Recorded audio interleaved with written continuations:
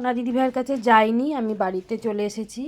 আর সোনা দিদিভাই দেখো এই স্নান করার এইটা সেই ওর দুধ ভাতের দিন ব্যবহার করা হয়েছিল, তাই এটা আজকে আমি আবার ধুয়ে দিয়েছি, কারণ এটা দিয়ে বেশ দুধের গন্ধ ছাড়ছিল। তাই এটা আজকে ওর জন্য ধুয়ে রেখেছি, এক সময় দিয়ে আসা হবে। আর আজকে অনেক জামা কাপড় দেখো সব অগোছানো হয়ে রয়েছে, এগুলো একটু গুছিয়ে নেবো। আর মেশিনটাতে ভাবছি একটু তেল দেবো, অনেক দিন ধরে মেশিনটায় বসা হয় না, অনেক ছোটোখাটো কাজও আমার রয়ে গেছে। আজকে দেখি এটা সময় পেয়েছি একটু পরিষ্কার করে নিই। দেখো আমার সোনা দিদিভাইয়ের কিছু গিফট আজকে ও দাদানকে দিয়ে আজকে পাঠিয়ে দিলাম, আর কিছু আবার গুছিয়ে রাখলাম। আমার তো জানোই ঘরে একদমই জায়গা শর্ট, এইটুকু রয়েছে, এগুলো আর একদিন ওর দাদানকে দিয়ে পাঠিয়ে দেবো।